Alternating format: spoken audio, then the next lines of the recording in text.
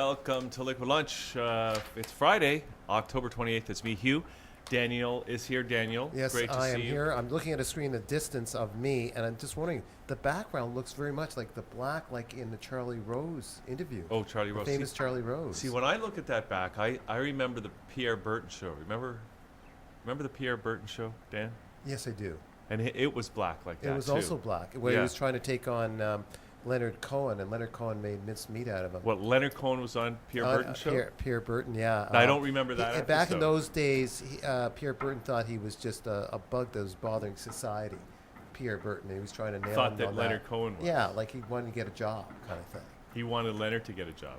Like here he's kind of setting a bad, image. Like he can actually make a living doing poetry and stuff like that. I guess That is a bad. What if and Leonard just made holes at him, so didn't matter. Pierre thought he could, make a living writing books. Yeah. Right? Well, he did though. The Last Spike, he wrote that, right? I don't know. I don't know the actual names of it. I wasn't really interested in Pierre Berton, as well liked as he was with his bow tie and his feigned politeness. What? Feigned politeness. Feigned polite. Feigned. Oh yeah. Feigned. Look at I read some stories about the secret life of Pierre Berton. Have you? It was really quite a. Colder than the iceberg? No, he had. They had too much fun. They were doing, a lot of drinking, carousing, hanging out. Well, maybe he was okay. I mean, I never met the guy. Have you, we can include our other guests? Not yet. Well, we're gonna get to that momentarily, okay. But we'll find out. Anyway, yeah. I just want to, before we move on, I want to, I looked at myself in the mirror earlier today. I just want to say, just a little bit about my vanity. And I thought, oh my God, I look so much worse than Randy. Randy's not here, is he? Okay. And I thought, I can't be on the show with you. It's just doesn't look right. And then I come to this, and it looks okay. The black background somehow hides whatever ugliness I have in front of my face. I know. I read too much of Murakami Haruki, a famous novelist of mine. That I love the guy, and his face looks a little bit messy, so I think I compare myself to that. Well, anyways. Not to worry. This looks good. That's all I want to say. It looks good. Okay.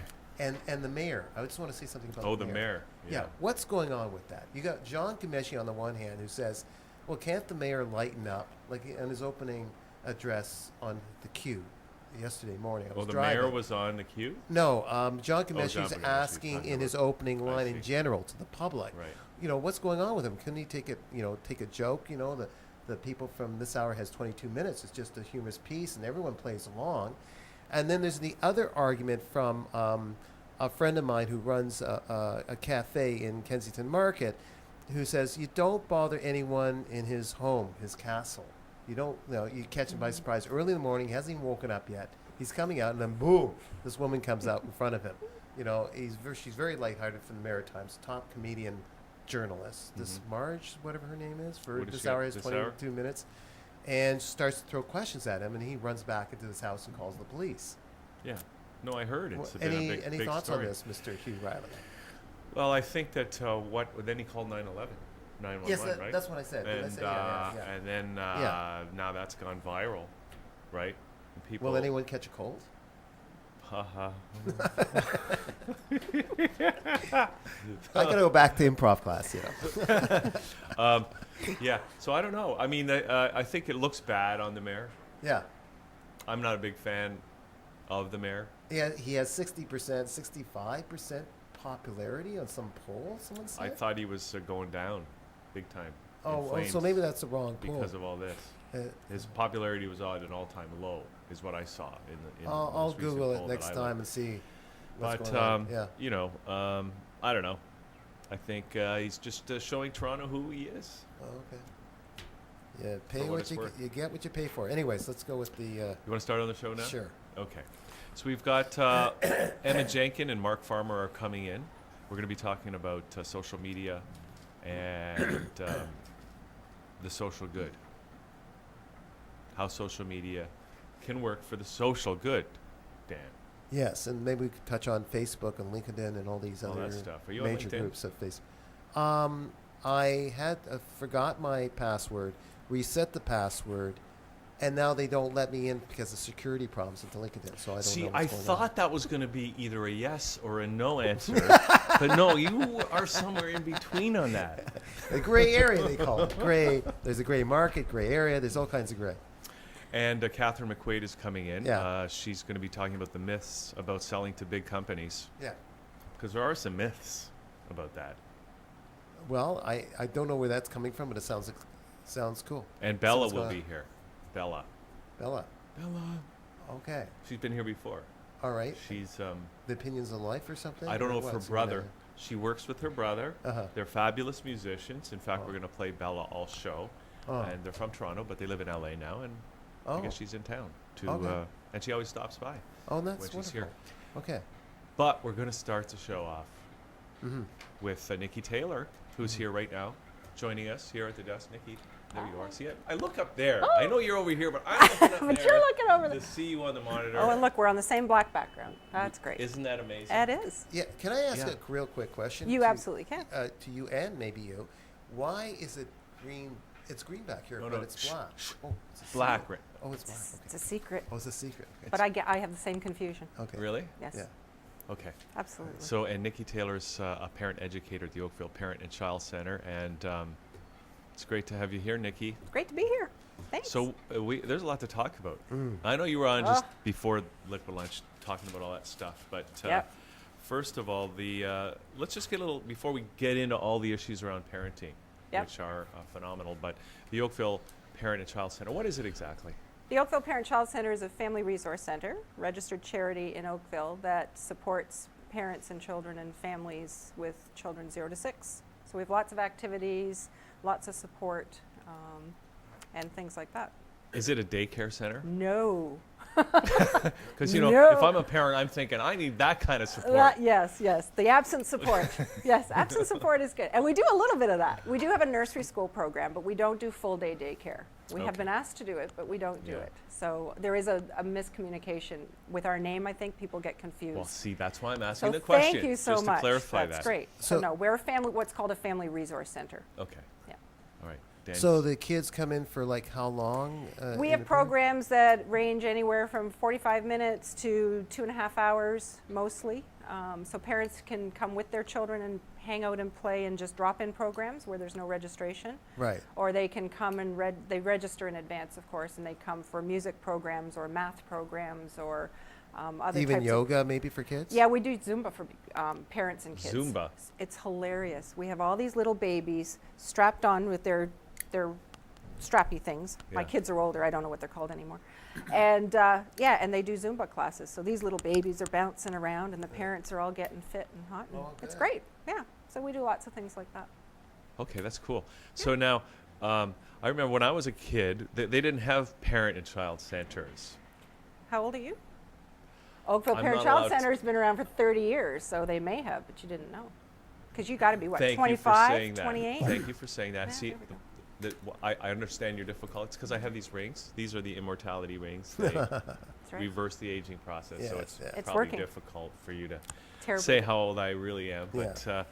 But I mean, that's one of the things you were talking about is that parenting is different now, right? It's- And we were having some great conversations before the show Yeah, about that. But, it's very different. What used to work doesn't seem to work so well anymore. I think there's a lot of different reasons for it. What doesn't work? Spanking. We won't go too far into that.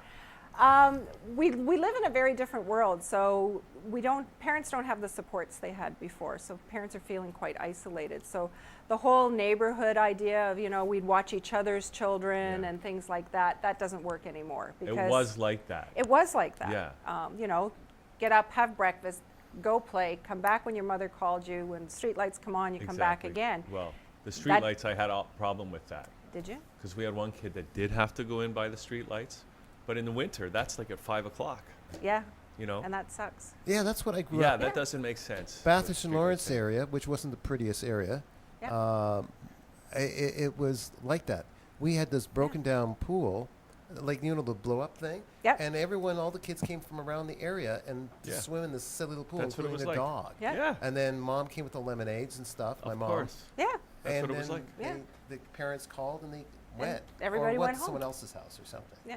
My parents used to be all drinking out in the backyard, Yeah. and us kids would be making, a lot of noise, and they'd go, "Why don't you kids go out and play on the freeway?" And back in those days, you could go out and play on the But freeway. at least there were people hanging around the kids. Come I mean, on. everybody's isolated now. So, even those Yeah. kinds of things, drinking or That's not, true. it just doesn't happen anymore. So mean- children are very structured. They have to, everybody's going to things all the time. And so it's a very different childhood. Yeah, just, and I want to get into that a little bit, but just one more story. I have a friend who's grew up around Wilson in Bathurst, and when he was a kid, from the age of 9, Yep. he would just, after school, he would go. Yep. He would go downtown and hang out. And he ended up being a newspaper carrier in Yorkville back in the hippie days. Yep. And Yeah, no. but your type of hangout wasn't hanging out in the mall. He was doing something productive. He was going a different kind of hangout than that. The kids didn't know what to do with themselves. They're 12 to yeah, he had 15 something to do. years He of had, age. he had a hanging out in the mall. life that he was doing, and he Yeah. was directing it himself from the age Right. of 9. Yeah. Yep. And his parents were all okay with that, and he never had any, he's Yeah. he's fine, nothing Parents- bad ever happened to Parents him. feel now like the world isn't a safe place. And I mean, statistically, and I don't know what the statistics are, but statistically, they're saying that it really is as safe or safer now. But the parents raising young children now do not feel that way. I know. Everything, there's danger lurking around every corner, and there's pedophiles. And, well, those people have always been around, and there's always been danger, So I don't think it's a whole lot more dangerous. I think we just know more now because of all the media and Well, I the think part of it, there was a accessibility. comfort level before because people were less mobile before. Yeah. And so people lived in neighborhoods, and they tended to stay in those neighborhoods. So you tended to get to know. And you Like, watched each other's kids, and you and- disciplined each other's kids. Yeah. And I remember, Yeah. I can still I knew the name of the family in every house on our street, and it was a long street, Yeah. And that kind of thing just doesn't, for some reason. Not anymore. So, but statistically, it is probably as safe, maybe even safer than Yep. it used to be. But you were mentioning that the kids don't play like they used to play, and that They- everything is structured, Yep. and kids are suffering as a result. Can you just talk about that a little bit? They are. I think children learn so much about life through free play. And we've lost the art of free play, which is just allowing children to be children, to guide their own activities, to engage and disengage when they want to lead play and things like that. And well, like we've just talked about, Yeah. that whole get out of the house, that's free play. Pick up a baseball and go to the park and do what you Right. need to do. But now, generally speaking, children are extremely structured. So all play is not created equal. Children who are busy in activities are struggling and suffering because they're not having that need for being directive of their own life and things. Everything is, and they're waiting in lines, and they're Yeah. all of that kind of stuff. I just want I'm leading into something here. I was studying social anthropology in my forgettable years in university. But it was a good course. It was a good teacher. She was great. Yep. About, we were studying obviously animals, more of the other variety, the apes or whatever. I looked at myself in the mirror. I thought I look a little bit like, well, anyways. No. And the play was very important. That was part of their development. For the Absolutely. apes. For the apes. And It then still they is. figured also the ape man and then man, woman, everybody else. Yep. And how they learn so much in terms of relating to each other. Yeah. I see these crazy people bring their kids to hockey, and they're like 5 years Uh-huh. of age. Is that the example of that That's structure? That's part of it, yeah. Well, hockey always had to be. It's Canada. Organized hockey Yeah, was but always structured, Yeah. right? But Yeah. it's become, the whole sports thing has become obsessive. Yeah, it's like People- stage parent thing or Yeah. whatever. It's Yeah, like they and I gotta mean, win now. These parents are ballistic. I Oh, mean, they're unbelievable. screaming and yelling, and they're Yeah. profane, and they're cursing at these kids, and that Yeah. puts a lot of stress on children, and affects their performance. I Yeah. have a documentary that I'm using in a class that I'm teaching on play. Yeah. I'm trying to teach parents how to play with their kids. How Yeah. ironic is that? And in this documentary, it talks about how the children who are in these very structured competitive sports, only the top 5% of those kids get to play. The rest of the kids, these parents are paying a fortune to have their kids sit on the bench. Yet when they put these kids, the same team, into a pickup game of something, those children who don't have the exceptional skills are the ones that actually take over as the leaders and know what to do. Well- Whereas the other kids, if they're not directed and they're not told by a coach, go here, go there, do this, do that, when it's up to them, they have no clue what to do. That's really interesting because, I mean, you talked about that the kids are suffering as a result of Yeah. the structured play. And when you, and I think you're touching on it there, where you let them go into an unstructured environment, the kids find out themselves. Yeah. Like Yeah. we knew in our neighborhood, we would play sports on our own, but we knew because the people, okay, this guy's the quarterback because he's 'Cause got 'cause all he the can right be. skills for that, and, Yeah. and everybody found their own role, Right. Yeah. And what else are kids like? How do you see that kids are losing out as a result of this? So what are they not like? What are they going to be like when they're adults and they've missed out on this? What kind of people are they going to be? I'm a little scared, actually. I think they, in terms of decision making and relationship skills and conflict resolution, creativity, the lack of being able to be creative and boredom is a huge issue. These kids are so structured all the time. What happens is when somebody isn't there to give them the structure, then they're bored because they've never had the opportunity or developed the skills to be able to figure out something to do when there's nothing to do. I think technology plays a piece of that too, but I think the more we sort of delegate and relegate what children are going to do all the time, we take away a lot Well, of those then things. you got big business like the Xbox, and whereas are offering the wrong kind of thing to fill in that don't know what to do because we Right. don't have the arcade anymore, like the Yep. arcade in the fair or whatever. At least they went out then and then, they were I with s- other I people. Now suppose. they're locked in their rooms. But you know. maybe this. Tell me if this makes sense. I go to a yoga class and I see these same people. This is the high-end yoga class where it's very expensive, Yep. and people don't talk to each other getting in. It's they're in the rush, out of my way. It's like very anti-yogish, and then they sit in their mat and they look like very sad. I don't know what to do, kind of look. And then the teacher comes and leads them. And he does everything the teacher does, which is not right for the body because they're not flexible yet to do Right. that move, and they're way out of alignment. Yeah. And I've asked a few of them after class, just for conversation. Excuse me, I'm just wondering, you're here all the time. Do you ever do the yoga at home, like when you don't have the time? Like, oh no, I can't I do wouldn't that. know what to do. I wouldn't. Yeah. I need to be pushed, Yep. which means they don't know what to do. I mean, sure they do. Yep. Yeah, they do. They go to class every week or a couple times a week. They figure it out, right? So yeah, the lack of motivation is another piece of it for sure. Where the more we do for kids and decide for kids, Yeah. then the more problematic it becomes. So this leads into another question. I'll get back to the kids and the parents of today, Yep. which are the same ones that I met going to yoga class. Those are the yoga ones. they're Yep. the yoga ones. A-type, sort of suppressed A-type personality. Well, kind of A-type personality, but they're kind of pretend that they're low-key. At the Forest Hill Community Center, the parents, I see these parents very aggressive, bringing their kids. They park their vans everywhere where you can't drive through because they figure they have to because they got to bring their kids. They That's have the right. right to bring their They- kids to the hockey thing. Absolutely. On the islands of the Barrie on Chaplin Crescent. And it sounds like they're busy bragging about how accomplished their kids are while the kids are playing hockey. And then how do you communicate to them let's look another perspective. Maybe give the kid more time. Because these people are on such an ego They're trip or obsessed, they're on an yeah. obsession. How do you undress that? Yeah, and sometimes it is more about them. They didn't get to do things, so they're going to live vicariously through their children. More of them, I believe, I prefer to look at the positive side Yeah. of things, but I think more parents truly believe that they are doing what's best in building a successful life for their children. So when I've got them when they're But are 0 they to gearing 6, are they gearing for MBA school when it's not everyone's to be MBA or corporate that- lawyers? I mean, that- what's going I on? think that's part of the drive. Is they feel like, particularly the sports thing, is very much a sort of a trail into some of those programs. Yeah. What I try and talk to with parents, because I'm fortunate, because I get them young, so I get them before sometimes they're into this obsessive world. And I talk a lot about attachment and what kids need, because what kids need hasn't changed much from when we grew up. Right.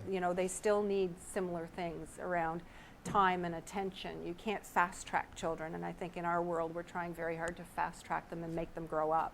Should we send them all to Hugh Riley's house? Because, Perhaps. you know, maybe... What does Hugh the Riley's house teacher- consist of? Well, What I was would going you to do, Hugh? suggest, I tell you, I was going to suggest something different, Daniel. Why doesn't the state raise all children? The state. Because then we'd really be in a state. Right? Then you could have a government job. That's right. You could be doing the, you know, I could be doing... you could be you know, Mayor Ford doing will it right oversee for these kids. Yeah. I think the state does enough. We need some balance, so I think there's See, lots I'm of optimistic opportunities. that in the future, the state will be The able state will to just take care provide of the structure everything. that these kids are going to need, perhaps by spying on their neighbors. That's right. But Perhaps. did you finish... Putting them on the Getting back internet. to the mundane, were you finished with what you were saying over... Yes.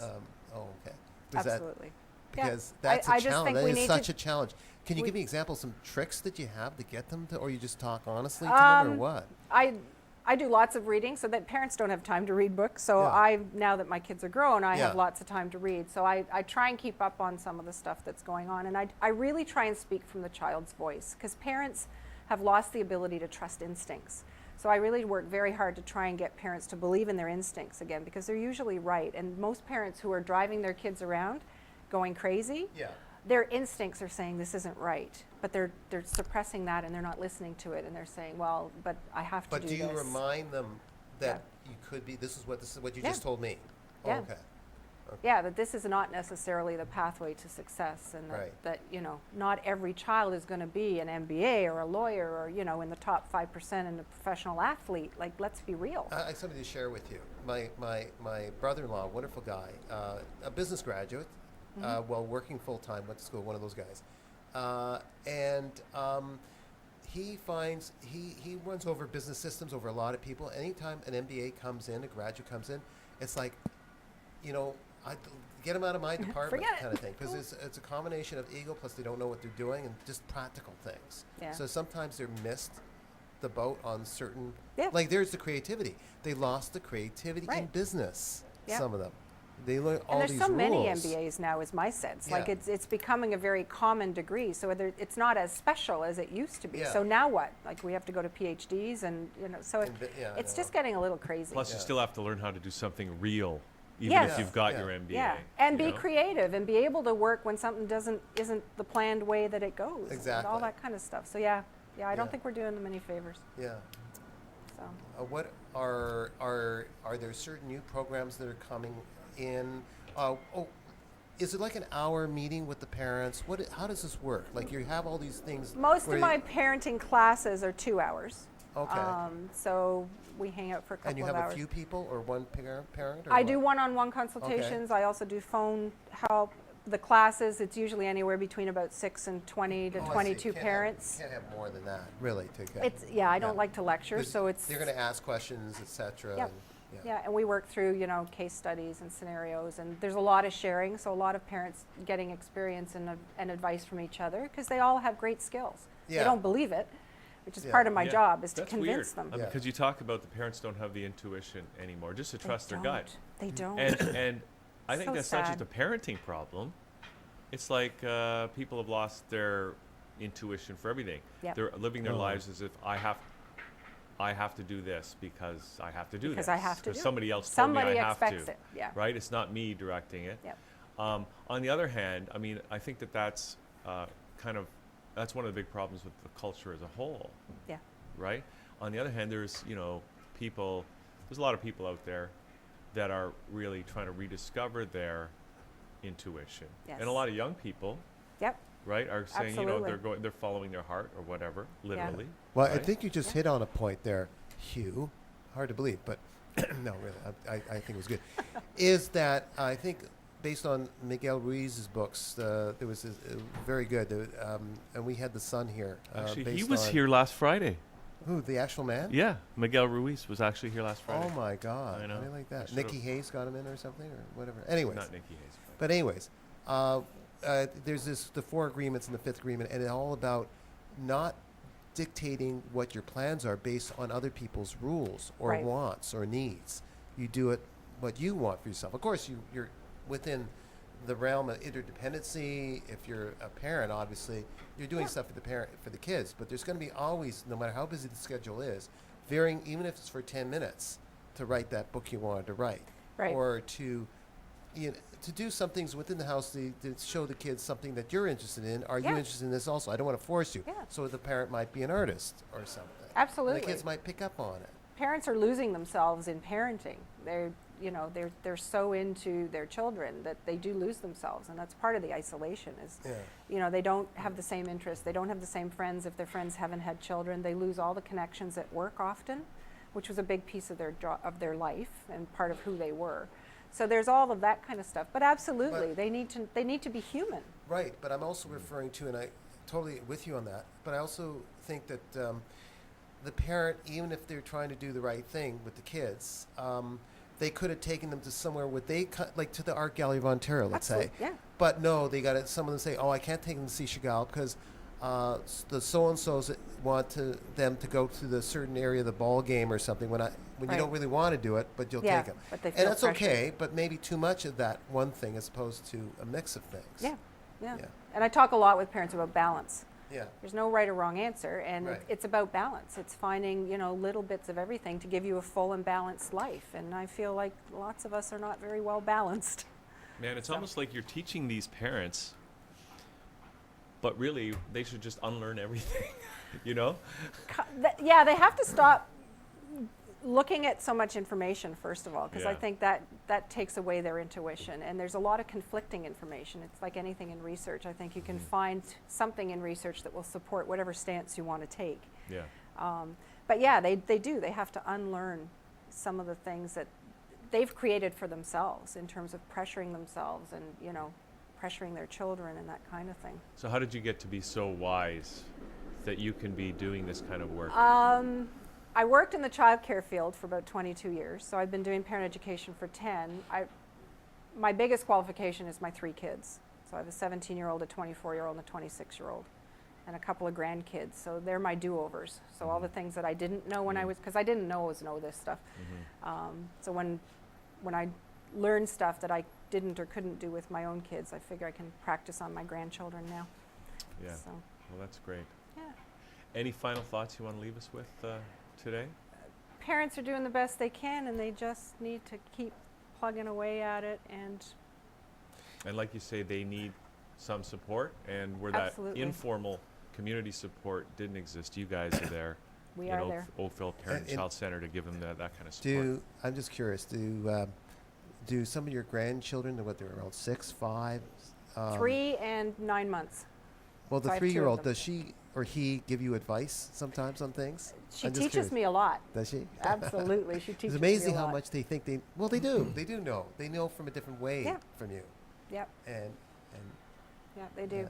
yeah. And we need to get better at listening to children's voices because Yeah. they do have a voice. We got to and- respect them as people. Absolutely. Yeah. Right? Yep, yeah.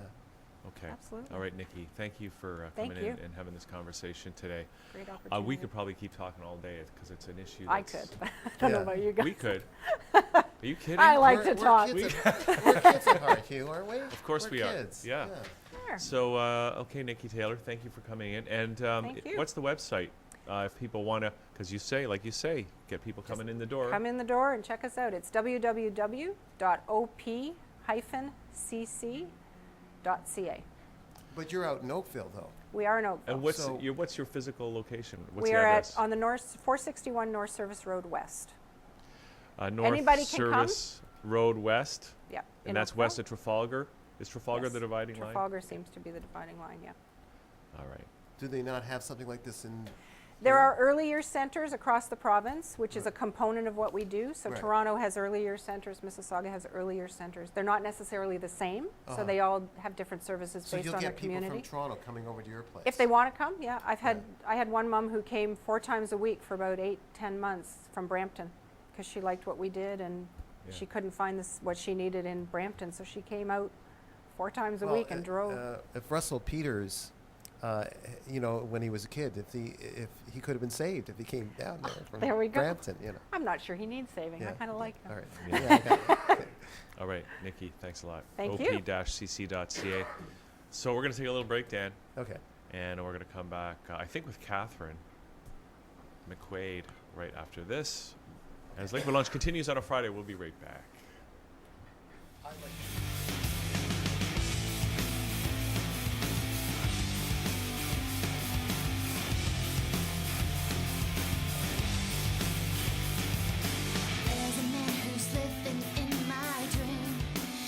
watching this and telling me I'm ruining everything.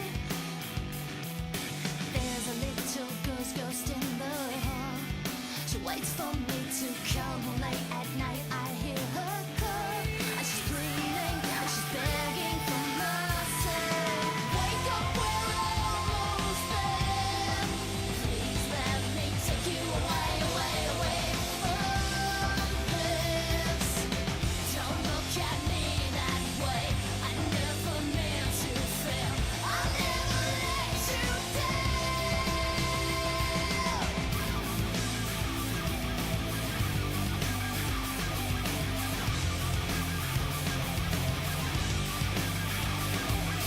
No one cares that this was just a game. We lost control of all we carry with ourselves is blame. No one to love me, but one day we might all look back at history. We'll dry our eyes, we'll do our best to laugh at the lost tears and our lost tears and down misery. Wake up, we're almost there. Please let me take you away, away, away from this. Don't look at me that way. I never meant to fail. I'll never let you down. We thought we knew everything. We were so wrong. Save me from what I've become. There's a man who's living in my. There's a man who's living in my. Wake up, we're almost there. Please let me take you away, away, away from this. Don't look at me that way. I never meant to fail. Don't look at me that way. I never meant to. Wake up, we're almost there. Wake up, we're almost there. Don't look at me that way. I never meant to fail.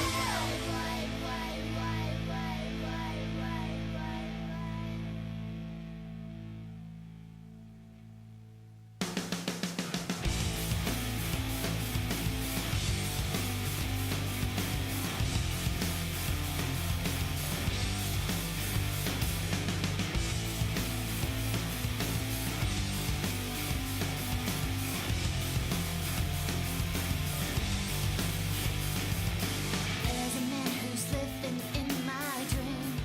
He's watching this and telling me I'm ruining everything. There's a little ghost in the hall. She waits for me to come home late at night. I hear her call, and she's pleading, and she's begging for mercy. Wake up, we're almost there. Please let me take you away, away, away from this. Don't look at me that way. I never meant to fail. I'll never let you down.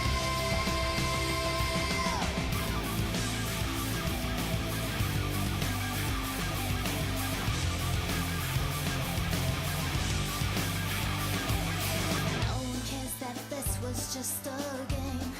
We lost control of all we carry with ourselves is blame. No one to love me, but one day we might all look back at history. We'll dry our eyes, we'll do our best to laugh at the lost tears and our lost tears and down misery. Wake up, we're almost there. Please let me take you away, away, away from this. Don't look at me that way. I never meant to fail. I'll never let you down.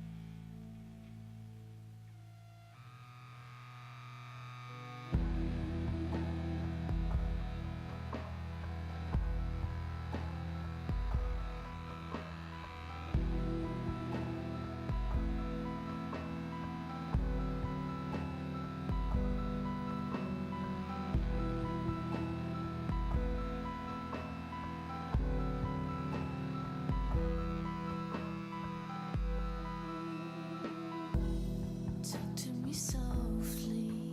There's something in your eyes.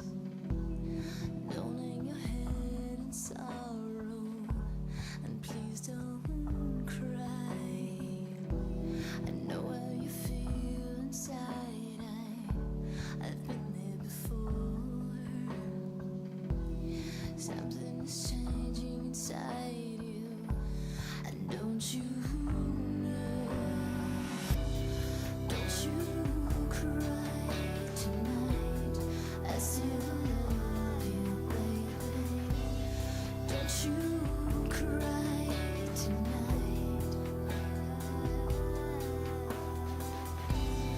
Don't you cry tonight. There's a heaven above you, baby. Don't you cry tonight.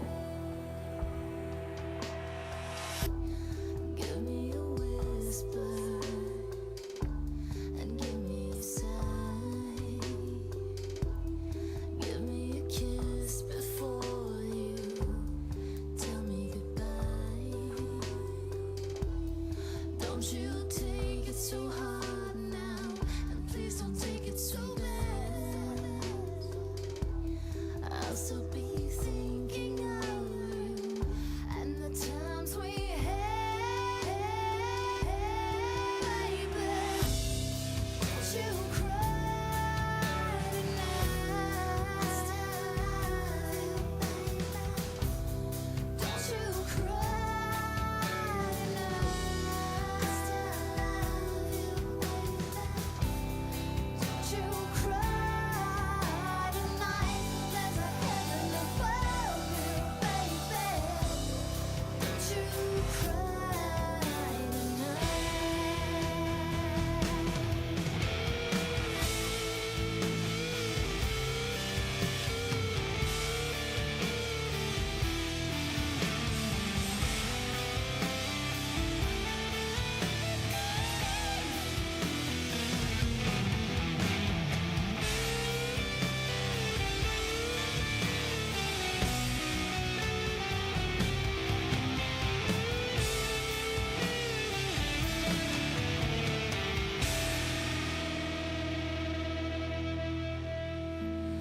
Please remember, I never lied. Please remember how I felt inside. No, honey, you've gotta make it your own way, but you'll be alright now, sugar. You'll feel better tomorrow. Come the morning light now, baby. Don't you cry tonight. Still love you, baby. Don't you cry tonight. Still love you, baby. Don't you cry tonight. There's a heaven above you, baby. Don't you cry. Don't you ever cry. Don't you cry tonight, baby. Maybe someday. Don't you cry. Don't you ever cry. Don't you cry tonight.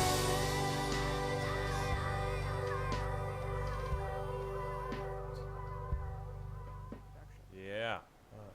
Oh yeah. Welcome back to Liquid Lunch. Me Wow, look at and that. Dan. There's Dan. Caught by Hey Dan, did you surprise. like that? With Yeah. The, It's like, wow. I don't have to look up there anymore. see? Yeah, Yeah. I put that on so we could Nice, nice. not always go. I can actually talk to myself. See, this is better than looking in the mirror, Dan, because That's right. this is how you look to other people. Right. Okay. So My mouth I don't is have a not moving monitor. at the That's same my. time. Yeah, sadly you you are. don't have a monitor. Okay, got it. No, you got that monitor I over can there, see. right? Yeah. That's Catherine McQuaid, who's here, and she is a big game hunter. Right, Catherine? Yes, and I don't wear jodhpurs. What does that mean? That means I don't actually go into the Sahara. Oh, I hunt big game in the urban jungle. That's right, the urban jungle. Okay. And the urban, are we shooting? Yeah, this And is the it. urban jungle is the world of getting major accounts. In other words, big long-term contracts for my clients, because my clients are usually smaller professional services or advisory firms. And that means, why bother with big game if you're a mid-sized firm? How can you go after the big company. Fortune 1000? Yeah. What I've realized is that smaller business owners who are professionals themselves, usually, if they want to sell their business, end up not having too many assets to sell and not really having much when it comes to the valuation and the price they're going to sell it for, really not getting the money that they would like to have for their business. Now here's why. The business is in their head. All the knowledge, all the contacts, all the customer information is often in their heads. And they also don't have bricks and mortar, so they have no other assets that traditionally anybody could say that's a value for. So having a couple of long-standing agreements in place for Customers. a services firm, yes. Yeah, they can sell that and sell the clientele. What it means is that there's predictable cash flow. Now, the problem when you're selling a services business is it's usually contract or, pardon me, it's contract or project based. So that means that there's a start and an end. They don't go on year over year generally. You come in for a special event in the life of that business and you're finished. But if you can become a preferred provider or a preferred vendor, in other words, you have been pre-approved by a large firm, you're the only specialty provider in that category for them, it means that year over year you will get repeat assignments. If you engineer it properly, you'll get repeat assignments inside of a large firm, and therefore when it's time to sell and the business owner leaves, the new owner says, oh, well, I don't have to start at zero. There's at least something I can depend upon when I've bought this business. Yeah, because they're buying some cash flow. They That's can it. project what their income's going to be over the next little bit. Yes. One of the issues that, because you're talking about smaller, medium-sized companies getting big corporate clients. One of the issues that I've heard small and medium-sized business people talk about is they don't want to have kind of all their eggs in one basket. They don't want to have just one big customer, or even taking on, if they've got a bunch of little customers and all of a sudden now they take on a big customer like that, it changes or can change the whole character of their business. And in the long run, I've heard some of these people say, I don't really want that one big customer that's gonna, because if they leave, then they upset the apple cart. That's true. And I would give you the diversification advice, whether I was your financial advisor or whether I was your business development person. When I talk about becoming preferred provider inside of a large corporation, we think of, for instance, a big bank as one entity. In fact, it is an agglomeration of many different businesses. There might be as many as 30, 50 lines of business or P&Ls, profit and loss areas within a business. So what that means is that if you're in a big financial services brand, for instance, as a provider, you might have as many as 30 to 50 very discrete budgets that could buy your services. So I view that as diversification within the umbrella of risk reduction, because the small business absolutely has to guarantee that they don't have all of their cash flow and all of their assets going out the door if somebody defects.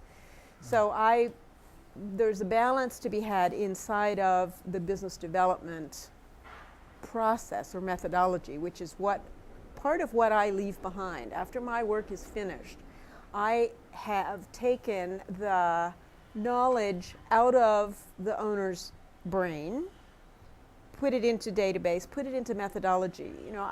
I've watched where a business owner is the person who does the networking. They might have a couple people on staff. They've usually hired those salespeople for their Rolodex, for their contacts within the industry. That means they might have access. The difficulty there is that many salespeople are not that experienced inside of a large, complex decision-making process. If you're inside of a Fortune 1000 company, there might be as many as 20, 30 influencers in and around a decision. Pete, that's giving me a headache right now. Putting myself in the position of a small to medium-sized person trying to access that bureaucracy, that is giving me a headache just thinking about all those hoops I have to jump through, all that bureaucracy that is going to be, that I have to work my way through to get that yes at the other end. Then that's exactly why many small businesses don't do it, partly because there is a very clear difference between sales and business development. I've actually taken major account business development methodologies and principles, which all big accounts, a big pharma company, a big manufacturer, will have major account specialists on staff. Mm-hmm. I've scaled it back, but you can also see why I'm so popular with small and mid-sized firms, because it's true, most mid-sized firms don't take the risk of going after a big firm, a big company as a client, partly because they know it's going to be a long sales cycle and it's going to be complex. And if they haven't lived inside of that environment themselves, and many consultants, by the way, come out of large firms, so they have some notion of how a decision gets approved inside of a large firm. Some notion, but they're not often a sales type. They're a subject matter Precisely. expert. Yeah. Precisely. And they don't like doing the sales and the business development and can be to them a smarmy experience. So when I work with business owners, I know that they are the subject matter experts. And in the process, the development process, which goes through many stages, if you think about a buying process for yourself, you don't wake up just one morning just because someone has knocked on your door with some new idea and say, well, yes, we should go out and see this. So it takes some time during the buying process, and I know that the business owner, being the subject matter expert, they should be in a situation where it's a peer-to-peer conversation. In other words, I do the rest of the, do you have the budget? Where might this fit in? What are the bigger business issues you might want to solve with this kind of a service when I'm acting on behalf of a client? But I'm able to then feature, after we go through that discovery exploration process with the people inside of a business who might be potential clients for the company I'm serving at that moment, that business owner will be most effective when they are meeting with somebody else who understands what they do. They don't want to be there talking about the high level, business climate issues. That's not what they're interested in doing. It's not where their strengths are.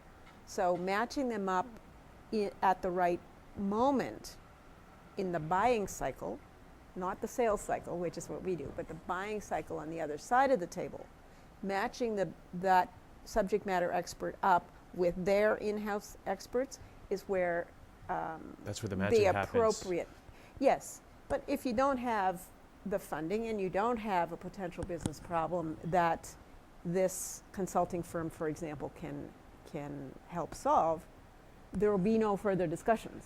And if I don't eliminate all of that static and interference, the subject matter experts' conversations generally don't yield a contract. That's really interesting. And you talk about the sales cycle and you talk about the buying cycle.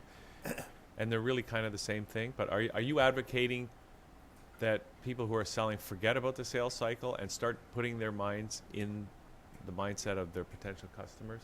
In other words, think about the buying cycle of your potential client? I'm glad you asked that question, because I have experienced a difference between the sales cycle, which is about where I want to be if I'm selling, and the messages I want to send. So that's a very me-oriented procedure. The difference between the sales cycle, and I need to know where we are during that process, absolutely, or you won't bring the right materials and the right players to the table. But the buying cycle, by contrast, is what the psychology of the various individuals, because remember, this is a complex, not one individual saying a yes. There's a green light or a go, no go situation for each individual in and around that decision. So, for instance, there may be suppliers who would be affected if your firm were hired. They're an influencer. There may be in-house experts. If you're retained, would have to say, yeah, they're right, or what they do is appropriate here. So the buying cycle is not just a combination of the different individuals and where they are in saying yes, no, go, no go, but where the trajectory is overall toward the general movement towards a contract definition. That's all very interesting, but you may have explained it before, but how do you find where all this is going to fit? Like, what would be an example? Okay. I suppose is what I want to say. Of the buying cycle? You're not a magician. You must be able to find, the buying cycle, where these individuals are. I've been in that boat. I've been in sales for an advertising group, and I get these guys, and there's all these other people involved, and then I find out someone down the line does not. It just doesn't fit, and it didn't work out right. So there may not be a perfect answer. It's just a service that you provide, obviously. No, there is a science behind it, or it couldn't be replicated, and it couldn't be left behind. So when I made the claim earlier that I leave a methodology, a big game hunting or key account acquisition methodology behind, it means that I've been able to not only extract that knowledge from my own brain, but to teach others and then put it into a frame of reference. So, for example, you asked a very, very important question, which is, how do you find who those influencers are in an informal structure inside of a company? Because yes, you know who may be the check signer because they're the head of the line of business. But what you don't know is who those informal influencers in and around that decision will be. So here's how we find them. Here's how I've discovered you can find them. This is gold. It's a two-step process, and it very much follows the new politesse, I call it, inside of business, which is permission-based.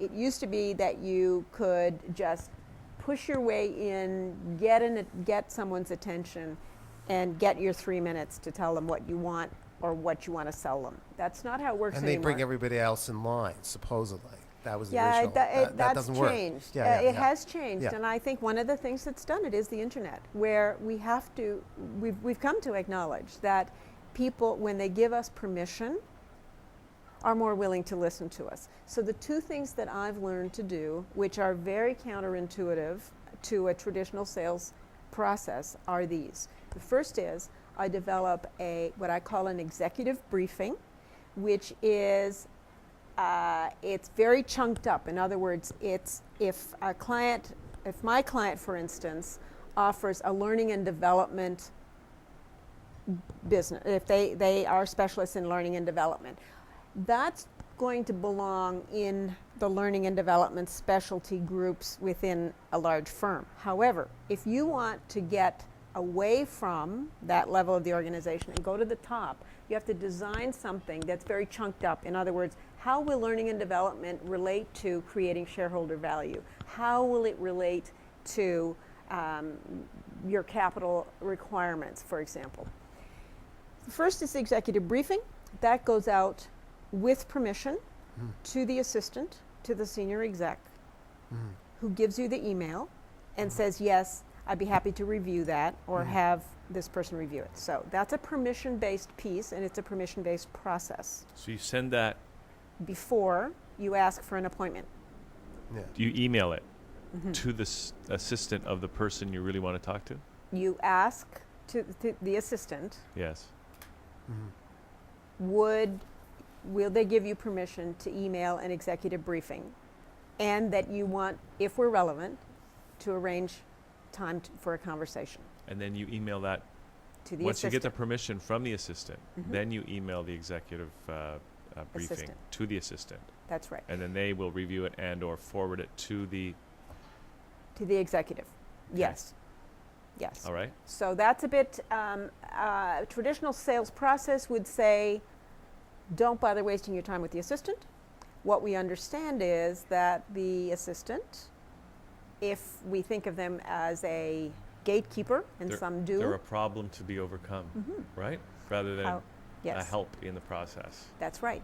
Because their job is not to make the decision as to whether or not that senior exec is going to have a meeting with you, but their job is to get the information to that person so that they can make that decision with information. So the executive briefing, what is that, like a one page?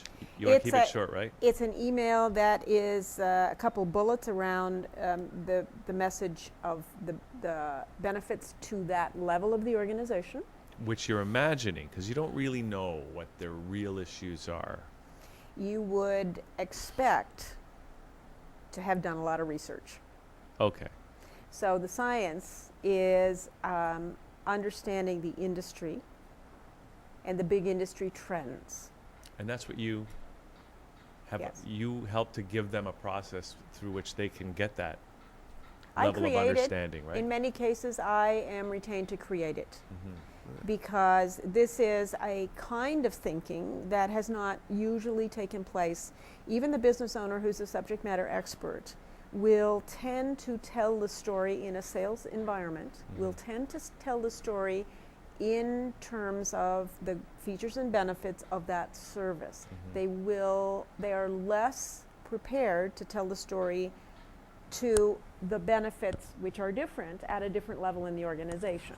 Mm-hmm. So that translation is based upon the knowledge of the industry, and the document is often a very high-level PDF, whatever, as an attachment, and that is a combination based on often neurolinguistic principles of language that is weighted inside of the frame of reference of that level of an organization, and some less conscious imagery that takes them towards the movement, because a movement towards a decision to say, yes, I need to explore this. So what you build into it is, what are the usual objections that you'd hear? So you head them off. Why should it not go? Here's the usual objections. Why does it not belong down at another area in my organization, in some area of administrations or operation?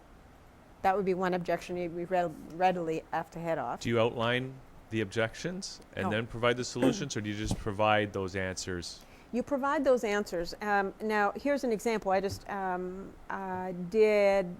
created one of these for a client who has had a lot of success in financial services industry. And what one page, if I'm remembering this correctly, the service offering is a leadership development simulation experiential role play type of environment where you have a real business challenge that you're working through.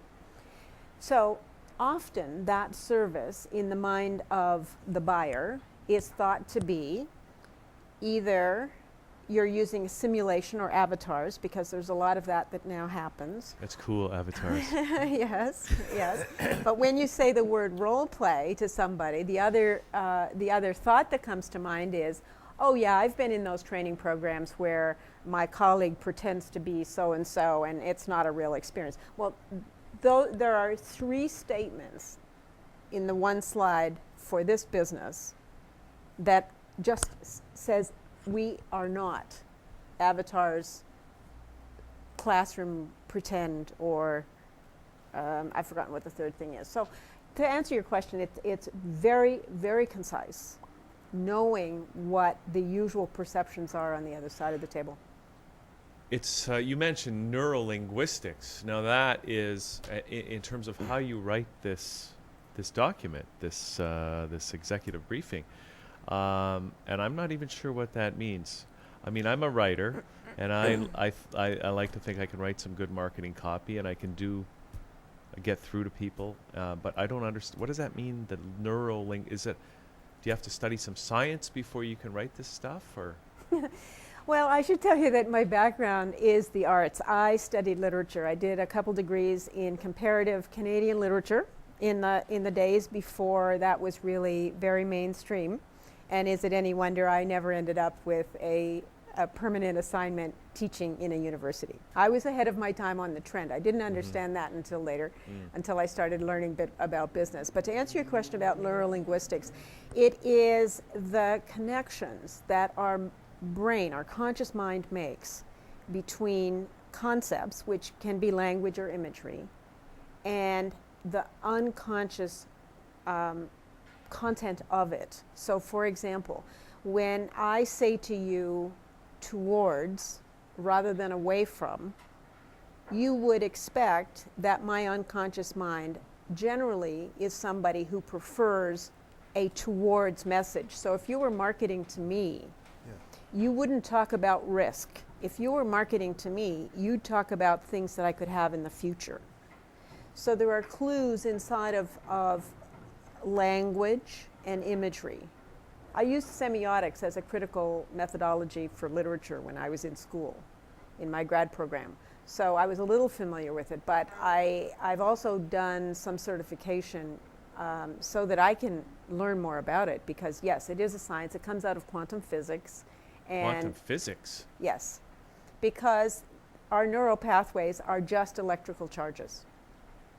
And we can change them. We can by some consciousness and some tools, which anybody could learn. Tony Robbins, for instance, has done a lot of work teaching people. The brain things. that heals itself. I know Norman, was it Deutsch is Yes. a professor. You've heard of the book. Yes. So neuroplasticity, same idea. I It guess that's is. what. Yeah. That's precisely it. Yeah. Yes. Yes. It's I'm still fascinated. there's opportunity, lots of opportunity. Sounds like something though a person might be able to have a natural feel of how to communicate that way, not necessarily. Well, I needing to thought I study it, did. but yeah. You know. Yes. Okay. But when I started doing, I'm an American board certified neurolinguistic practitioner at a master's level, and I did that so that I could be better at the work I do now. I thought I was pretty smart and pretty well educated when it came to language, Okay, wait a sec. I've got but this. I needed. Okay, wait. Because I have this thing about, well, a document I presume you wrote about you, Yes. right? Did you use some of this neurolinguistic stuff in this document right here? Yeah, I know. I'm very scary in personal relationships. People think I can read their minds. Really? Uh-oh. No, you get general frames of reference. One of the things you've noticed is when you talk to somebody, you ask them a question, for example, you might say, now that's an interesting watch. Where did you find that? Oh, Oh, funny she should mention the watch, eh, Dan? I found it on the internet. Great. Now, one of the things that happened, I noticed happening, I've been trained to watch for this, is where your eyes went to access that information.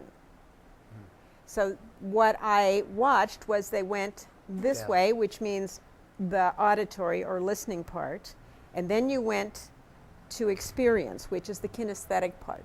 Yeah. So you see, it's not really ooga booga. It's really once you know what to look for and what to watch and how to use that again. So if I were asking you to make a decision, for example, I would know that I would say to you, now this is going to sound like something you've already heard about, and it's going to feel really good because I've used sound, auditory, and then feel, kinesthetic, Yeah. inside of your frame of reference, because I know that's the order.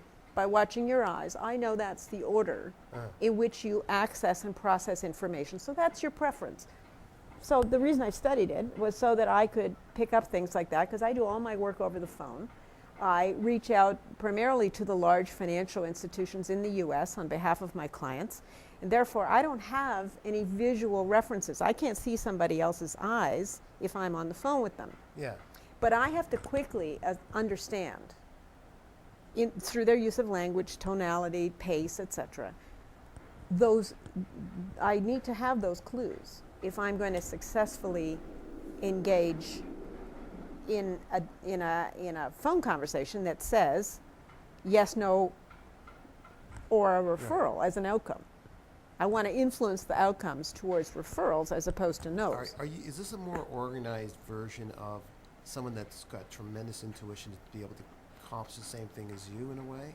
I'm not sure. That's a great question, because one of the things I've learned as I've started to study this is our unconscious mind, or intuition, which runs our body, our memories, and our emotions. Our unconscious mind can process 2 million bits of information a second, whereas our conscious mind can only process 126 bits of information a second. That's our So- RAM. That's right. It's exactly like a computer program. Yeah. That's right. So where do you think the better information, the better data is? In memory and feeling. And that's our unconscious mind. So when we talk about intuition, once we get that connection, and we have a few things that we watch for and use consciously, then we are actually using the intelligence of our neurology, which is primarily our unconscious mind and our intuitions. Actually, to rephrase it, you're probably using a lot of, from your experience, some intuition, a lot of intuition with technique that you've learned. I would, yes, I'd agree the with technique. that if I am much better at applying my intuition now that I've been trained, Yeah, okay. as with anything. You know, I might be Better a natural. articulated than what I said, okay. And Yeah. more Yeah. consciously. So when I say methodology, for instance, in the buying cycle, and we started down this pathway as you were asking me, how did I actually know where to go in the organization to find all those influencers? Yeah. And you also asked, then how do you know where they are in Yeah. each of their individual Right. buying processes? Yeah. So part of it is paying attention to that. Part of it's building a really good database, making sure that all that information is captured. Not that in the moment with somebody on the phone, you don't use your intuition, but you also have to prepare. So for instance, if I'm doing a discovery conversation, which is what I call the next stage. So the executive has received the briefing. They've said, yes, we are actually thinking about this particular business problem that you've mentioned. Right. And then we book a meeting either with that executive or with someone on their team. And then 7 out of 10 times, the executive who receives the briefing refers to somebody on their team, which says a green light to, yes, we're worried and thinking about this particular business issue, and B, here's the person on my team who's the lead. So in that discovery conversation, you come prepared. You're not there to tell your sales story. That's a very traditional idea. And again, the internet and teaching us about being polite, and at a cocktail conversation, we wouldn't talk about ourselves all the time. So that's what happens now in sophisticated sales settings and business development. So the person you're meeting with, you've prepared some high gain questions, and those questions are based on business intelligence you've gathered through your research. You're a writer, so you know if you're writing for a purpose and an audience, you can't take a risk because you don't have a lot of time, and you have to be precise to get to the outcome you want after 15 or 20 minutes. So the preparation of a high gain question is often going and listening to the webcast, podcast, earnings reports, investor relations stuff, which for a public company is all really available.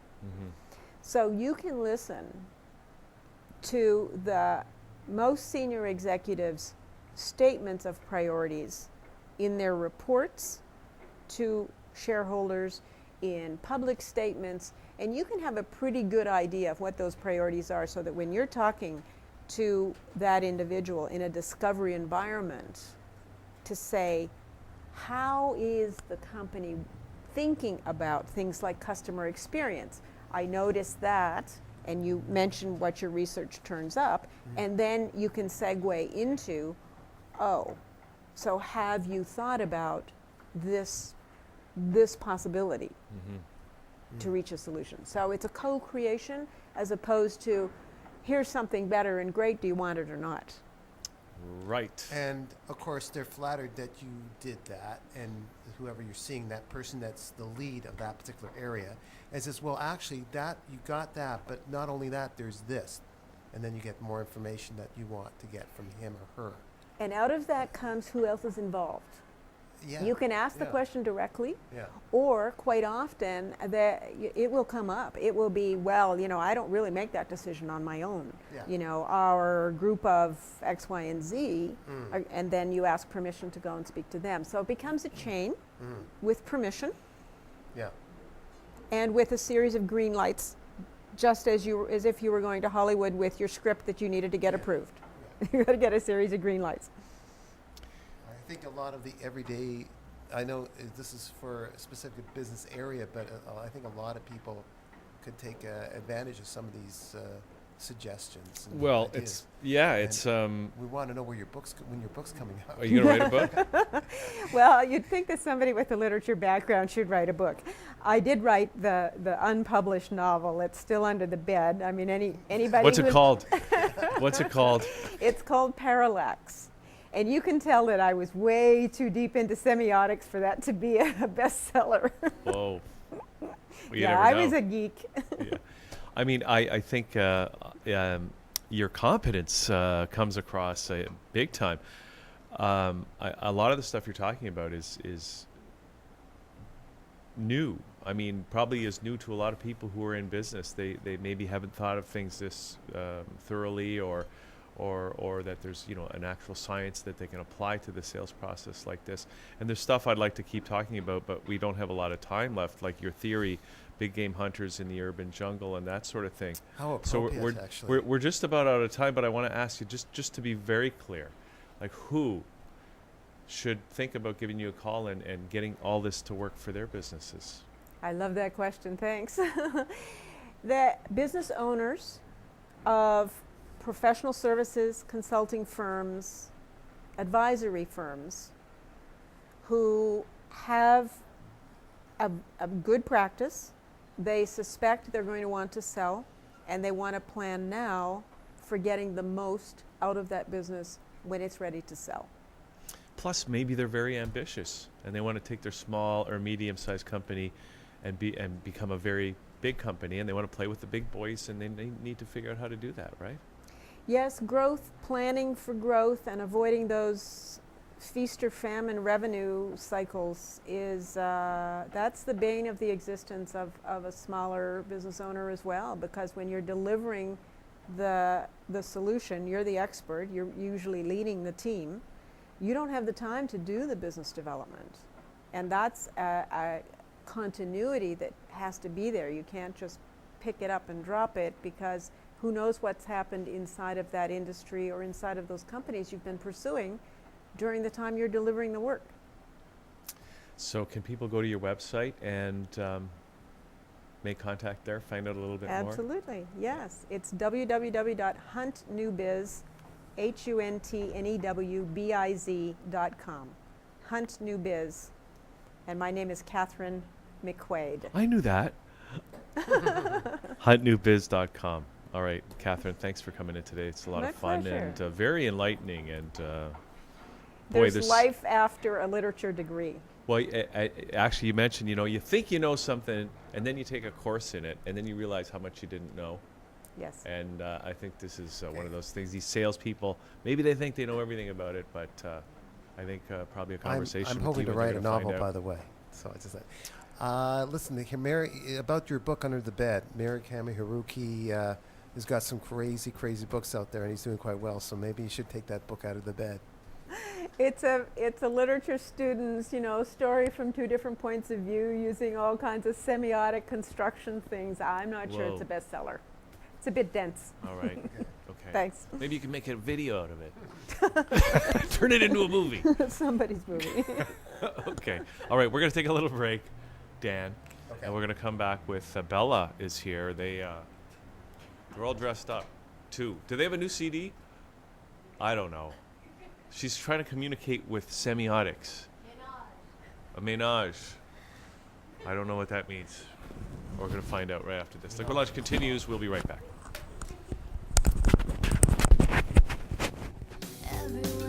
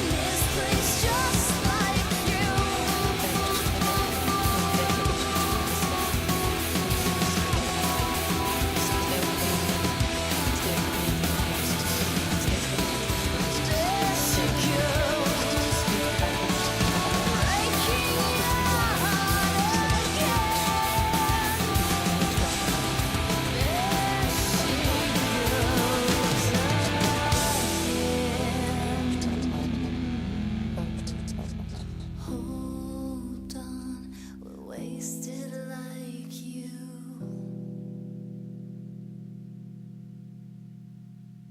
Hold on, the world is waiting for you to begin. Don't go, we're lost without you. We're helpless like you. We're scared of the truth. So hold on, when this place just like you. I'm so scared that it all makes sense. And I'm wasted, that it all makes sense in the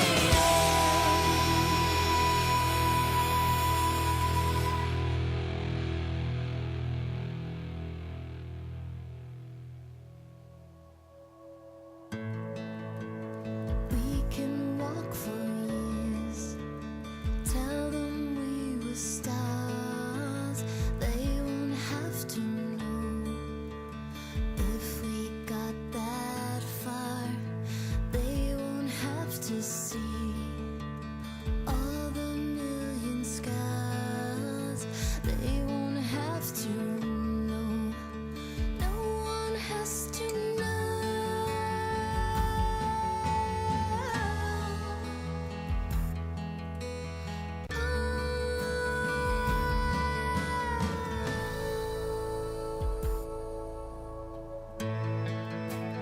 We can photograph our happy faces.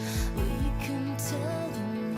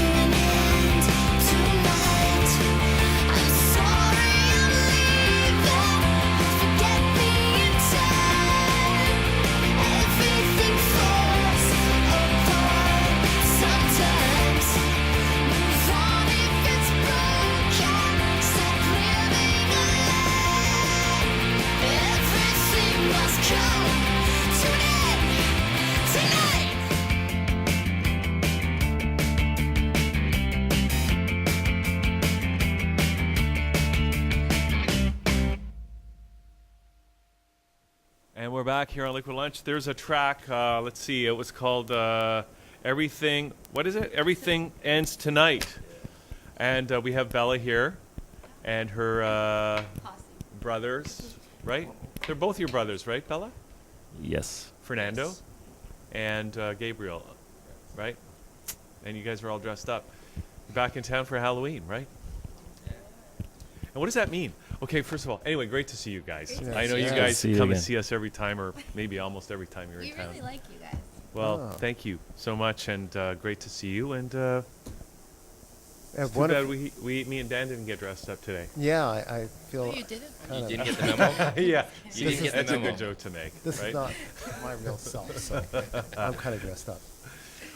So that's Wonderful song. I never I like heard of that. you guys. Thanks. wonderful. I'd like Good to know. I'm out of the loop. It's well because this great. is actually different than the last time, because before they were Bella, Mm-hmm. Bella was Bella.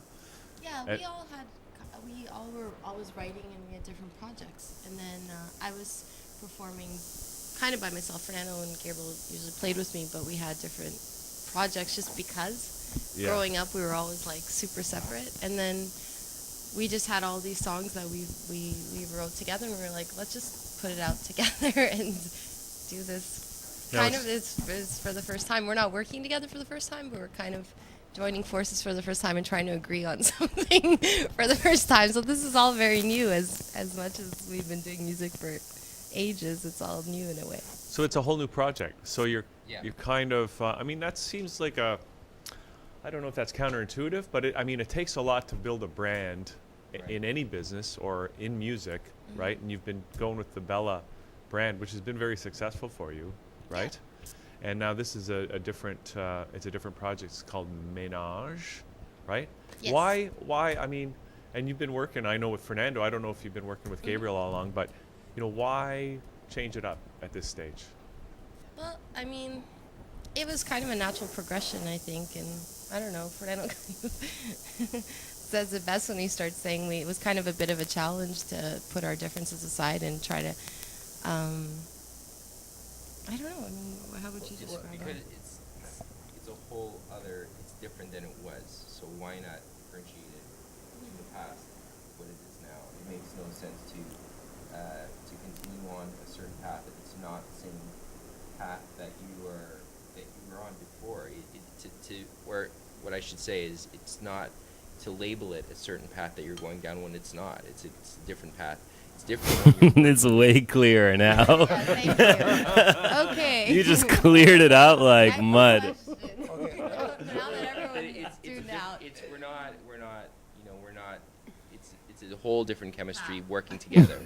Oh. As opposed to having one person, it was Bella. It was Bella's music, Bella's sound. This is different. So you guys started from We H start- and O, and you became H2O in a sense. Exactly. In other words, Exactly. in other, in other words, We were hoes, now we're H2O. Yeah, No, but I look at it this way: a group of very separate, talented singer-songwriters. Way back when, maybe you studied back in the '70s, music from before your time, Crosby, Stills, Nash and Young, Right. CSNNY, and they were all stars in their own right, in Correct. their own signatures. And I guess they thought, look, we got something similar to if we put it together, yet be separate, yet one. So it took turns lead singing the songs, which I got a sense that you're kind of a lead singer, but you did the chorus in that last song, and you had Fernando maybe. The I'm whole not record sure. is the whole And- record and is may- dual vocals. For sure. Is how It is whole like thing is dual frontal, yeah. dual So vocals. this is an example of that. And then So there's it's a group modern out- day Crosby, Stills, and Nash. Yeah, and Alabama, that group out of Alabama was a sister and two brothers. I forgot, they got a couple songs out that are really hot. And then it goes to the Beatles, and it goes on and on. That Right. worked out, and they were all individual talents. So Yeah, it's true. yeah, that's great. So how's it differ musically? I mean, that song kind of was very peppy. The production was awesome on it. Oh, thanks. I mean, how does the music differ from the That old? the production was awesome. Did you It's do like the coming to our production? show and going, nice lights. Well, I mean, I like good production. I've always liked good I production, appreciate it. Fernando. Did you guys? How does the project differ musically from what came before? Go for it. From Bella's solo record? Yeah. I don't know. For one, I'm singing, so there's a kind of a male element, and It's a bit heavier. I think it's overall just more live driven and maybe heavier. Like In more general. rock, like more of a rock Yeah, thing than yeah. I don't know what you call it before, Bella. Sort of like Just magical. Less magical, more just rock. Just a lot more noise. It's everything the same but louder. well, that's good. Same. Louder is better. Yes. Yes. Always. More Always. bang for your buck. So now, is this officially out now? No, we are actually sealing the deal with all the art and everything this afternoon, right after we come from here, leave here, and it's going to be sent out to production. So we should have it. You should have it in your hands in a few weeks. Now, is it going to be a full length? Yes, Oh, because this is just a sampler. that's this is just a a little sample. taste, That's just to right? tickle you a little. Yeah. That's awesome. Now, where did you record it? Everywhere. Man, like half of the CD artwork is like a list of studios. We recorded so many different Yeah. places. It was also done over kind of a span of time. So some of it was done in Los Angeles, some of it was done here in Toronto, some of it was recorded in Hamilton in a church, In Hamilton. Ontario. Yeah. Why Hamilton? 'Cause I mean, they have fun. You know, I love Hamilton. we but wanted just to curious. kind of be away from the people that we knew because we know a lot of people in Toronto. We kind of wanted to just transplant ourselves, and also it was a haunted church, so it was super intriguing to us because we're all very much into that. The haunted thing? Well, just everything kind of supernatural, and it was really interesting because once we started recording there, last minute changes were made because of different things that happened. Did a So- ghost show up while you were recording? in No, a Hamilton? ghost started playing ping pong Yes. right behind us What? when we were sleeping. No word of a lie. Yeah, so no word of a lie. I wouldn't. Was lie there a to you. table there? Yes. No, he brought his own table Meanwhile, and his ghost- own balls. No, there was a table there. Yes. Why all the studios? Just that you got some songs ready and you saw just bit by bit, or is just you know, as the financial thing works its way out, okay, we can record this song now, and I think different places have like different fortes. Okay. You know, so some places were really cool to kind of like write or be more creative. Some places just had like a really, for example, like a great guitar collection. So, because I'm so scattered and half of my belongings are in Los Angeles still, and I don't have, you know, many of my things here, I'd be like, all right, so let's find somewhere with some great vintage guitars, and we need to record a piano, let's find a place with a great piano. So that's kind of why we bounced around a lot. Each place has its positive, you know, Oh, I little see. points about it. So everything was done for a reason and kind of thought out that way. Now, I'm kind of intrigued by the title of the song that we heard, Everything Ends Tonight. Was that got something to do with the supernatural or 2012? That would have to be Gabriel that answered because he wrote the lyrics. So I don't, and he won't tell us what it's about. I don't know if he's afraid to offend anybody Gabriel, or. come on, tell us the story. Put that mic right up. Spill the We want to hear. beans. We want to hear every It's nuance. Everything Ends Tonight is really about just taking action and not procrastinating on something you believe that needs to get finished. So it's That's a about nice Tell us what's vague real. answer. That's very vague. We No, want but it's- we no, want no. names. You got names, Gabriel. No, it's really. I'm sure everyone has things that they've left on the shelf, whether it's projects they want to begin or dreams they want to accomplish, and it's about just starting right now, either ending something right now or starting something right now, just taking action in the present. That's what it's about. So where did you get that insight from? Yeah, Gabriel. Like, sister, From who? your sister. Oh no. No. Names. Starting and finishing is not her forte. But no, I'm not. No, there's no names. It is no, I what mean, it is. Do you find that people procrastinating too much, or were you procrastinating too much? I think or- we all do. We all do, yeah. I think we all do, especially today with so many distractions. Yeah. I think it's so easy to leave things over to the Yeah. side with the amount of distractions we have today. Do you think we collectively are suffering as a result of that? As a people. As a people, are we suffering? Yeah. Yes and no. I think we are, but we're not feeling it. Another vague answer. You're being too hard. No, we are, but we don't feel it because there's so many great things going on, like internet. Yeah, And we don't realize it. we don't realize that we're suffering. So we could be living. I think no one's gonna lie on their deathbed and say, "Man, I really wish I watched more TV." Yeah. I just don't think that's gonna happen. No. So that's You remind me of the bad guy in Batman. what? What was that? What was that last Batman film? But a good version of That's it. because Oh, you what? dressed up for Halloween, Daniel. Was that the Dark Knight or Black Knight? Oh, Was that- Dark Knight, okay. Black Knight? Passed away. Oh. That Australian actor Yes, passed away. yeah, I remember exactly. Oh, that guy. Keith Thank Ledger. you. Keith Ledger. Heath Ledger. Heath Heath. Ledger. Heath Ledger. Sorry. You're right. I you're got it right. wrong. It looks like Keith Moon, the drummer. Yeah. Sorry. I think we just found our new stage name. Yeah. Call me Have you ever? Heath. Okay. Now you came up with this name, Minaj. Have you ever gone on those websites where you to pick a band name? Have you ever done that? One of those crazy No, sites? but I wish No. I did. No, you But, know, yeah. I It's not discovered easy. I know. I discovered a book last week on somebody's coffee table that was band names that are still available. That was the title of the book. Oh, yeah. What were some of them? They were horrible. Can you name any that you remember? Something about tomatoes. Yeah, I don't Was know. Fudge Patrol in there? Probably. There was some horrible. I'll look it up.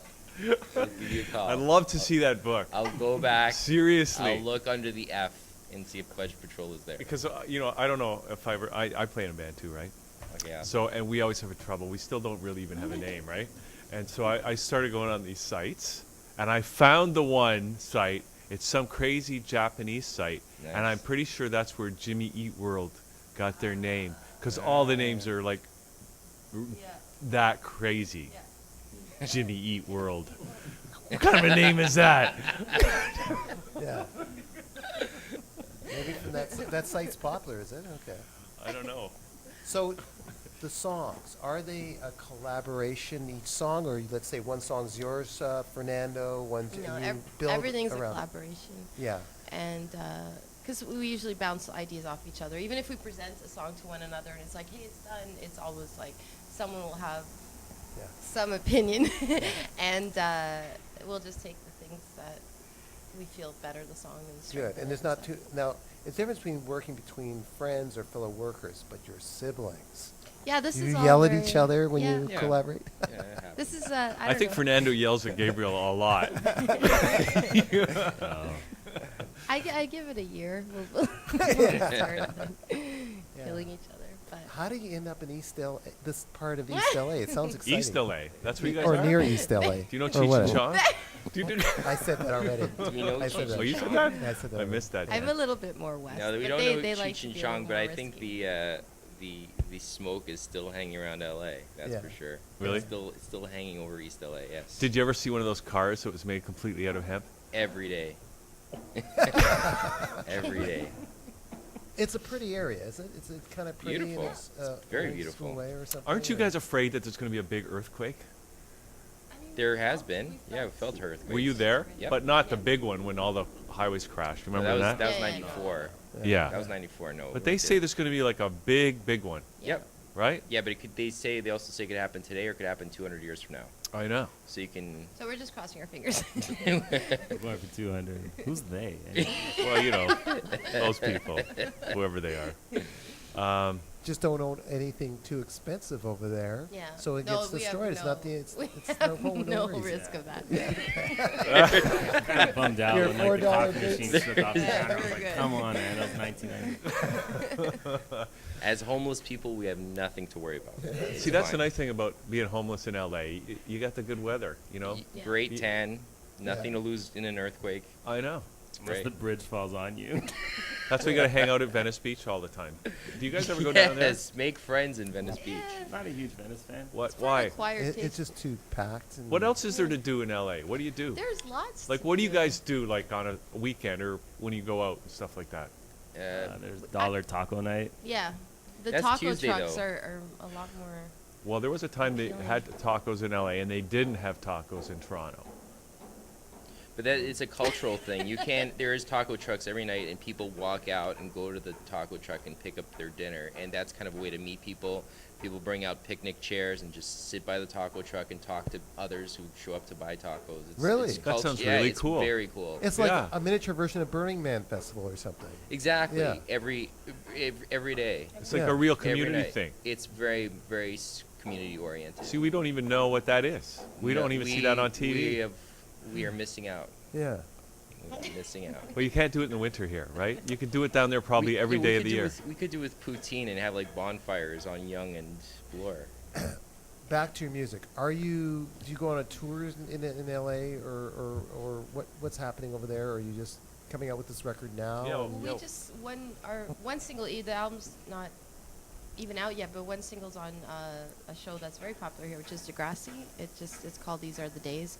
Oh yeah. And that same song was chosen for a European ad for an ad campaign in Europe for security companies. So From the upcoming album? yeah, Yeah. so It's not good- on It's this not on the though. sampler. It's That's not on the sad. sampler, but it's coming up. So that's I think we're gonna do a bunch of shows here in Canada. Oh, kind I of think you're support going to that. be in demand But- if your songs are like the rest. Like if the rest of the songs are like what I just heard. Yeah.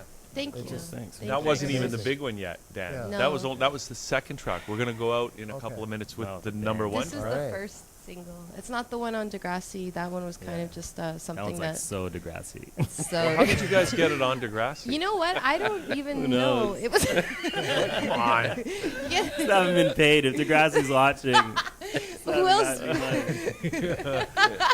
Yeah, no one watched Degrassi till they pay us. Big school conversations. No, like, yeah, yeah, it's no. a song. No, but we're grateful that they chose it. Yeah, but We how did they liked get it? How did you even find out about? Probably a about you guys? passing of a friend of a friend of a friend, and, Ah. and just stuff like that. Is that an LA thing? Does that happen in LA or does that No, happen we in have Toronto? we have a cool little team here that helps spread the word. So Because they're doing Degrassi in Toronto, right? Yeah, I really Yeah. wanted Degrassi to bring back Drake on the show. I want him back on the show. That's Didn't he what I come want. back? Did he?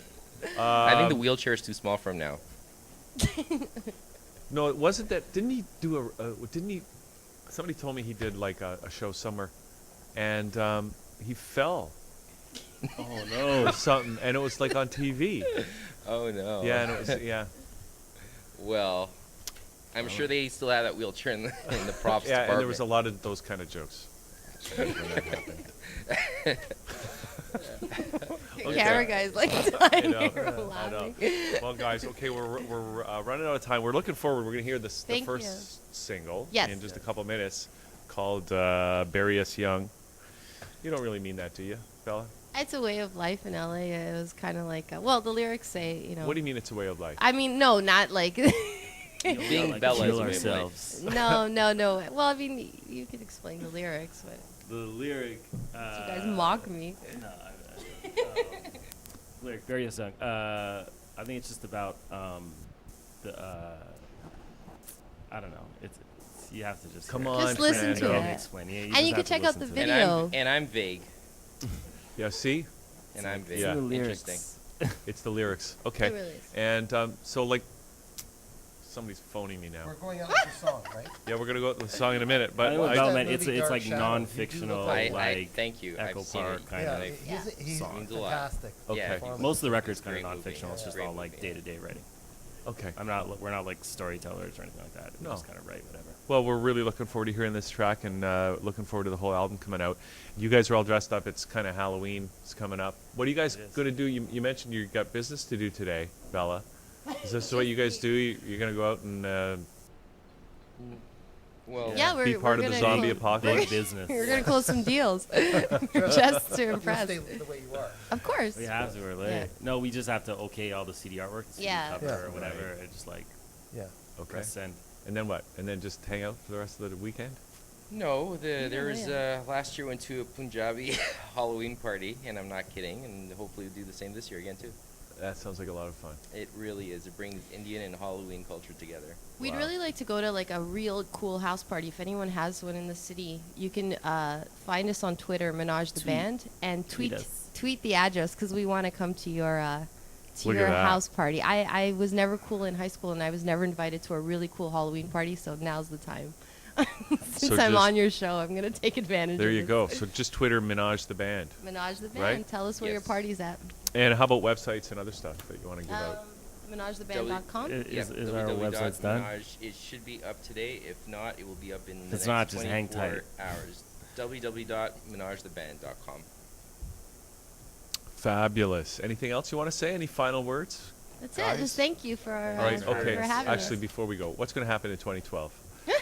The end of the world. is going to end. Okay, Gabriel. Good. Bella, what's going to That's it. happen? I didn't realize it was coming so Tough soon. question. I know. It's a tough question. Okay. We don't know what's It's a going to tough happen. question, she says. All right. Well, we can leave it at that. More then. We'll think touring, about it. more touring, More touring, more touring. yeah. Back in Canada touring. Fabulous. Just Well, giving you a hard time. Everyone go to Portugal, support the culture there. Please buy Yeah. something Portuguese. Yeah. Okay, guys. Great to All right. see you again, Great to Bella see and you. Fernando. Happy and, Halloween, everybody. and great to meet you, Gabriel. And Likewise. maybe next time you can come by and it won't be Halloween and we can see what you actually look like.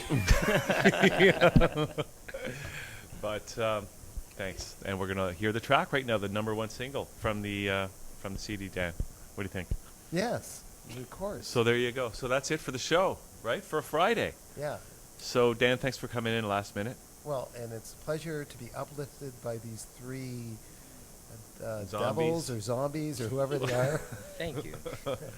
And we look forward to hearing this track. And just stay tuned, everybody. Toronto J returns to that channel tonight at 6 o'clock. It's going to be live. It'll be aired later on Rogers, but you can see it live tonight at 6 right here on thatchannel.com. We'll be back Monday at noon. See you then.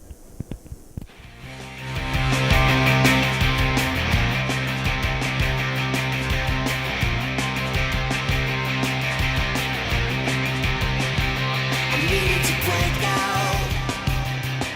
The sun is getting old. I need to forget about the portraits we were sold, echoing blackouts. Waking on the floor with the chaos of downtown, marching at your door. We're sorry for the things we do, running through a crowded room. Sorry for the things we do, yeah.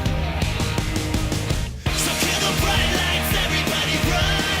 This time is ours and we've only begun. The things we do, they say will bury us young. One last chance is better than none. So kill the bright lights, everybody run. This time is ours and we've only begun. The things we do, they say will bury us young. One last chance is better than none.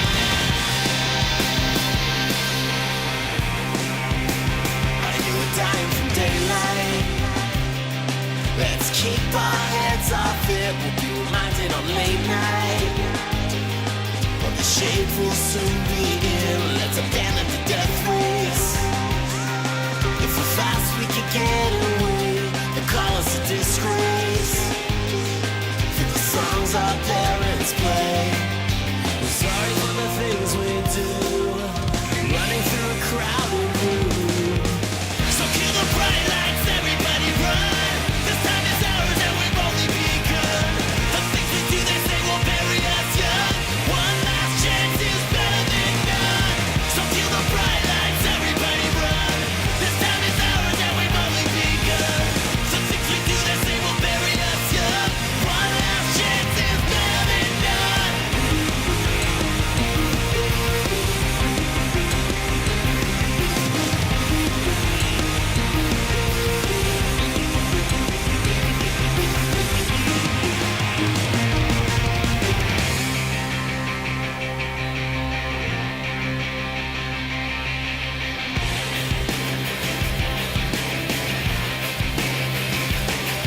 So kill the bright lights, everybody run. This time is ours and we've only begun. The things we do, they say will bury us young. One last chance is better than none. So kill the bright lights, everybody run. This time is ours and we've only begun. The things we do, they say will bury us young. One last chance is better than none. I miss the sounds of Echo Park. I miss the band that we would start. The things we did, they said would bury us young. One last chance is better than none. I miss the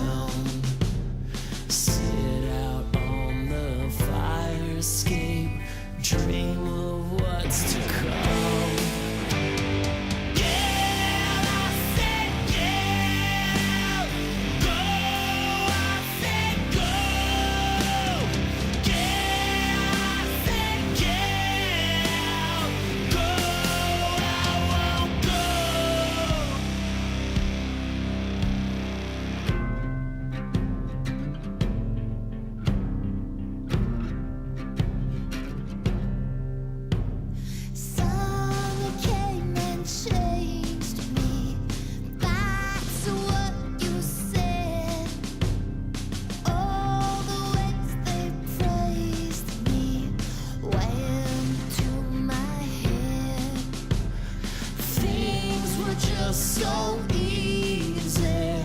Why did we grow up? Try to write our story. Look at what we lost. Sit here at the fireplace, dream of what's to come. Love songs we were raised on, they've all let us down. Get out, I said get out. Go, I said go. Get out, I said get out. Go, 'cause I won't go. Everything is changed now. No one left to blame now. Get out, I said get out. Go, 'cause I won't go.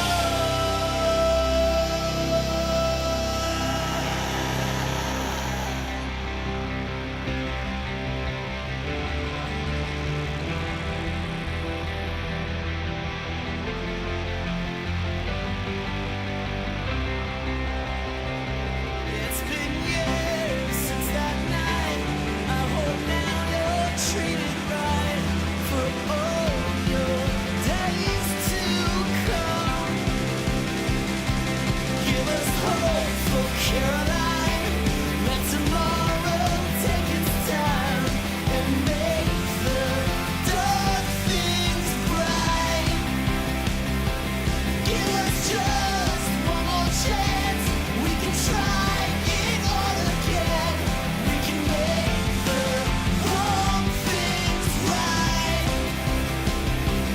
Give us just one more chance. We can try it all again. We can make the wrong things right. We can make the wrong things right.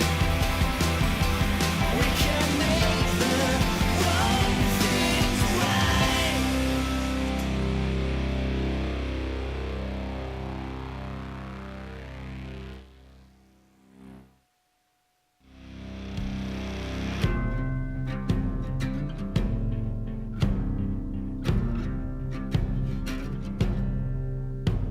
Summer came and changed me.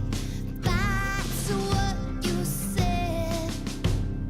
All the ways they praised me went to my head. Things were just so easy. Why did we grow up? Try to write our story. Look at what we lost. Sit here at the fireplace, dream of what's to come. Love songs we